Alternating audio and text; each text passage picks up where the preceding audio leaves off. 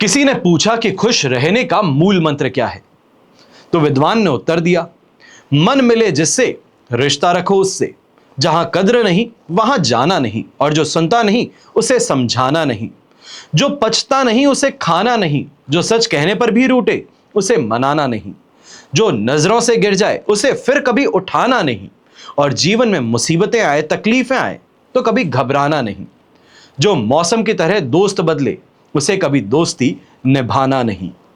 नमस्कार, मैं हूं मोहित कमिश्नर माली। आप सभी का स्वागत करता हूं आपके अपने चैनल पर और शनि वक्री के इस विशेष एपिसोड में।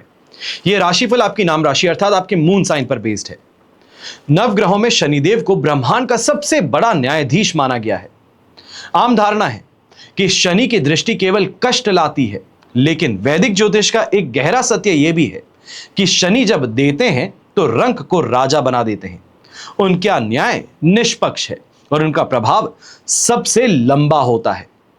कई लोगों में यह भ्रांति है कि शनि की वक्र दृष्टि हमेशा अशुभ होती है, लेकिन ऐसा सच नहीं कहा जा सकता और विशेष तौर पे जो ज्योतिष का जानकार है वो इसे सच बोल नहीं सकता। सच तो यह है कि शनिदेव की यही वक्री चाल कई जातकों के जीवन में मील का पत्थर साबित होती है। रुके हुए काम अचानक बनने लगते हैं, धन और प्रॉपर्टी में अपार वृद्धि होती है और करियर और कई नई ऊंचाइयां उसको छूने का मौका मिलता है।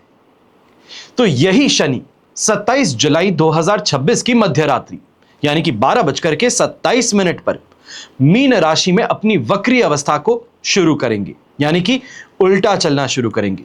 अब वक्र स्थिति में रेवती नक्षत्र यानी कि बुध के नक्षत्र में गोचर कर रहे हैं, जिसके पश्चात 9 अक्टूबर 2026 को वो अपने नक्षत्र उत्तरा भाद्रपद नक्षत्र में प्रवेश करेंगे। 137 दिन, आप मान करके चलिए 137 दिन बहुत बड़ी अवधि होती है। 137 दिनों तक यानी कि 11 दिसंबर 2026 की सुबह 6 बजे तक वो वक्री अवस्था में ही गोचर करेंगे। ये 137 दिन का काल चक्र जो है आपके जीवन के कई पहलुओं को पूरी तरीके से बदल सकता है। यह शक्ति रखता है। तो इसका आप पर क्या असर होगा, इसी का आज हम विश्लेषण करने जा रहे हैं। आप कोई बड़ी प्रॉपर्टी लेना चाह रहे हैं, बच्चों की शादी या उनके करियर से संबंधित आपकी कोई जिज्ञासा है, आपका कोई केस चल रहा है या व्यापार में कोई बड़ा दांव लगाना चाहते हैं, तो आप साइड में दिए गए फोन नंबर्स पर संपर्क कर सकते हैं और घर बैठे मुझसे या पिताजी से कुंडली विश्लेषण के लिए जुड़ सकते हैं। याद रखिएगा कि एक सही परामर्श आपके जीवन को, आपके भविष्य को संवार सकता है। सही समय पर लिया फैसला अक्सर जीवन की दशा और दिशा दोनों को बदल देता है। इस गोचर में मैं आपकी राशि के लिए कहां सफलता के नए द्वार खुलेंगे और कहां आपको संयम बरतना है, यह विस्तार से समझाने वाला हूं। अंत में मैं आपके साथ शनिदेव के कुछ बेहद प्रामाणिक और वैदिक उपाय भी शेयर करूंगा, जो इस अवधि में आपके लिए सबसे बड़ा सुरक्षा कवच का काम करने वाले हैं। इसलिए अपनी राशि का फलादेश सुनने के पश्चात इस एपिसोड को बंद करने की गलती ना करें। बने रहिएगा अंत तक, क्योंकि आपको ऐसे उपाय मैं बताऊंगा जो शायद दूसरे चैनल्स आपको नहीं बताते हैं, क्योंकि ये वैदिक ज्योतिष से संबंधित उपाय है। इसका ध्यान रखिएगा। तो चलिए शुरू करते हैं हम विश्लेषण।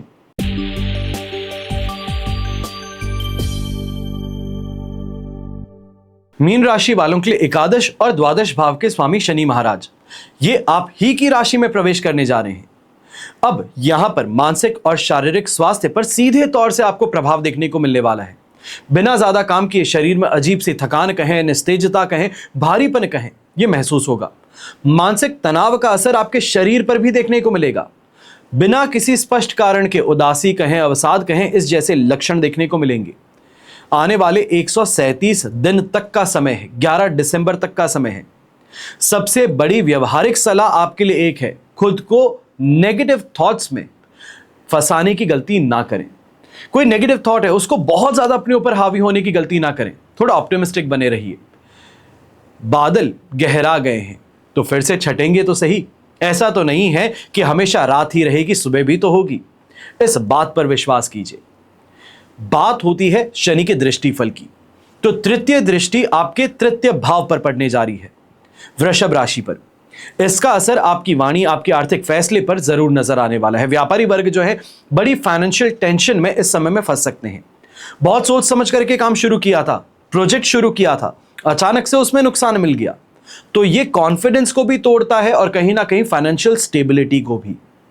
यहां पर जो आपके डेली खर्च हैं ये अचानक से बढ़ने वाले हैं, विशेष करके सोशल स्टेटस को मेंटेन करने के चक्कर में जो खर्च होते हैं कि सामने वाले को पता नहीं चलना चाहिए कि मेरा बुरा समय चल रहा है, तो वहां पर महंगी गाड़ी खरीदी जाती है, बड़ी प्रॉपर्टी खरीदी जाती है, बड़ी महंगी चीजें खरीदी जाती है ताकि दिखावा हो सके।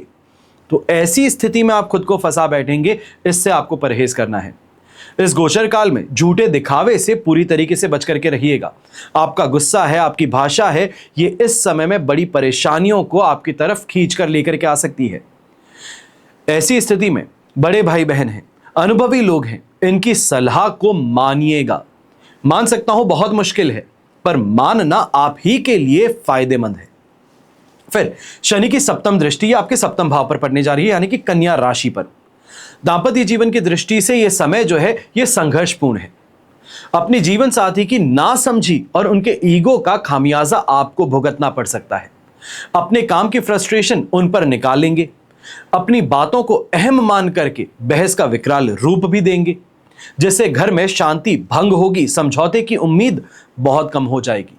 इसके अलावा अनजान लोगों के साथ में काम करने से पूरी तरीके से परहेज कीजिएगा। विशेष तौर पे पार्टनरशिप में अगर इन्वॉल्व कर रहे हैं तो आंखें बंद करके किसी और पर भरोसा ना करें। पेपर वर्क पूरा स्ट्रांग रखिएगा, 2 बार चेक करके आगे बढ़िएगा। कई बार ऐसी स्थिति का सामना भी हो सकता है जहां जिन लोगों पर आप सबसे ज्यादा भरोसा करते हैं वही आपको धोखा दे बैठे, आपको बीच मझधार में जो बैठे। तो इसके लिए जहां पर आप खड़े हैं वहां से स्थिति का आकलन करना आपके लिए महत्वपूर्ण है। फिर शनि की दशम दृष्टि दशम भाव पर पड़ने जा रही है, यानी कि धनु राशि पर। नौकरी पेशा लोग जो हैं अपने कार्यालय में यहां पे थोड़ा आपको सावधानी ज्यादा रखनी है। भारी विरोध का सामना होगा, चैलेंजिंग टाइम पीरियड है। जो फेवर में थे वो भी अगेंस्ट में होने वाले हैं। शनि की 7.5 का आपको यहां पर द्वितीय चरण चल रहा है। मन में काम को लेकर के निराशा और हताशा ज्यादा है। ऐसे समय में अपमानित छोटी छोटी बातों को लेकर के हो जाते हो, साजिशों में फंसाए जाते हो, भरोसेमंद लोग ही आपको विश्वासघात दे बैठते हैं। तो इसके लिए सावधानी तो पूरी बरतनी है, आंखें खुली रखनी है। गुप्त साजिशें कहें, ऑफिस पॉलिटिक्स कहें, इससे खुद को बचा करके चलना है। पैसा कमाने से भी ज्यादा जरूरी जो है अपनी इज्जत को बचाना है, वरना जहां से निकाले जाओगे बहुत उल जलूल बातें आपके लिए की जाएगी जो दूसरी नौकरी के लिए परेशानी का कारण बन सकती हैं।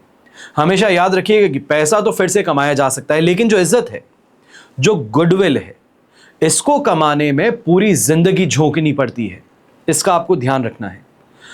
एक बार अगर आपने अपनी मार्केट में गुडविल खो दी, चाहे वो नौकरी पेशा व्यक्ति है, व्यापारी व्यक्ति है, या फिर आप फैमिली बिजनेस में जुड़े हैं, तो दादाजी ने, पिताजी ने जो इज्जत अपनी गुडविल मार्केट में स्थापित की है, जो साख उन्होंने बिठाई है, ये सिर्फ और सिर्फ कुछ चंद पैसों के लिए आप दांव पर लगा बैठे, तो इससे आपको परहेज करना है। ऐसे समय में सावधानी रखिएगा और आंखें मूंद करके भरोसा करने की गलती बिल्कुल मत कीजिएगा, चाहे वो रिश्तेदार हो या बहुत अच्छा कोई आपका दोस्त हो। एक बात का ध्यान रखें, लीगली चलना है और किसी पर भी ऐसे ही विश्वास नहीं करना है। जहां पर पहले आपको रेड फ्लैग नजर आता है कि ये शायद व्यक्ति गलत काम कर रहा है, तो वहीं पर उसको बाहर निकाल देना ज्यादा बेहतर रहेगा। अब हम बात करते हैं विशेष उपायों की। सबसे पहला उपाय, काली उड़द की दाल, सरसों का तेल, लोहा, काला कपड़ा, नीलम यानी कि ब्लू सफायर, काले तिल, चमड़े से बनी वस्तुएं, इनका आप शनिवार के दिन दान कर सकते हैं। और शनिवार के दिन भी मुख्यतः सूर्योदय काल के 1 घंटे के भीतर भीतर दान करना यह अशुभ फलों को कम करता है। दूसरा उपाय यह आपको करना है शुक्रवार की रात को। शुक्रवार की रात को 1.25 किलो देसी चना 3 जगह भिगाना है। शनिवार की सुबह इन्हें सरसों के तेल में छौंक करके मन ही मन श्रद्धा से शनिदेव को भोग लगाकर पहला 1.25 किलो चना घोड़े को या भैंसे को खिला सकते हैं। दूसरा 1.25 किलो चना आप कुष्ठ रोगियों को बांट सकते हैं। और तीसरा 1.25 किलो चना अपने ऊपर से उतार करके क्लॉकवाइज किसी वीरान स्थल में जहां 4 रास्ता हो यानी कि चौराहा हो, उसके बीच में रख करके आ सकते हैं। ऐसा करने से शनि अनुकूल करने का यह उत्तम उपाय माना जाता है। तीसरा उपाय, शनिवार के दिन अपने हाथ के नाप का 19 हाथ लंबा काला धागा आपको बट करके रखना है। माला की भांति इसको गले में पहनिए, मान्यता है कि इस प्रयोग से शनि की अनिष्टता शांत हो जाती है। चौथा उपाय, शनि यंत्र की अंगूठी धारण की जा सकती है या शनि यंत्र के साथ नीलम या शनि का उपरत्न नीली, ये आप जड़वा करके लॉकेट के रूप में स्वयं अपने गले में धारण कर सकते हैं। जो व्यक्ति ना ही नीलम खरीद सकता है, ना नीली खरीद सकता है, ना ही कुछ दान कर सकता है, आपके लिए और साधारण उपाय, दशरथ रचित शनि स्तोत्र का पाठ आपको करना चाहिए। यदि वो भी ना कर सकें तो शनि चालीसा या शनि मंत्र का जाप करना शुरू कर दीजिए और ये हर रोज कीजिए। शनि पिरामिड या नवग्रह पिरामिड अपने बेडरूम में सोने की जगह के आसपास में आपको रखना चाहिए। शनि के एकाक्षरी बीज मंत्र ओम शम शनेश्चराय नमः या फिर तांत्रिक मंत्र ओम प्राम प्रीम प्रॉम सह शनिये नमः, इसका आपको जाप करना चाहिए। और शनि का गायत्री मंत्र है ओम भग भवाय विद्महे मृत्यु पुरुषाय धीमहि तन्नो शनि प्रचोदया, यह आपको जाप करना चाहिए। शनि दोष निवारण कवच बनवा करके या शनि तैतीसा यंत्र जड़वा करके आप संभव इसको भी धारण कर सकते हैं। यह शनि शांति के अचूक उपायों में माना जाता है। तो यह हुआ आप सभी के लिए शनि का राशिफल, वक्री शनि का राशिफल और साथ ही शनि के विशेष उपाय, वैदिक उपाय। अब अगर आपने अभी तक इस चैनल को सब्सक्राइब नहीं किया है तो सब्सक्राइब अवश्य कर लीजिएगा और अपने परिवार के साथ में, अपने दोस्तों के बीच इस एपिसोड को जरूर शेयर कीजिएगा। आप सभी के लिए हमेशा यही प्रार्थना करता हूं और हमेशा करूंगा कि आपका और हमारा परिवार सदैव सुखी रहे, संपन्न रहे, सुरक्षित रहे और स्वस्थ रहे। घर परिवार में बड़े बुजुर्गों का साथ और आशीर्वाद हमेशा हमारे साथ में बना रहे। जय श्री राम एवं जय हिंद।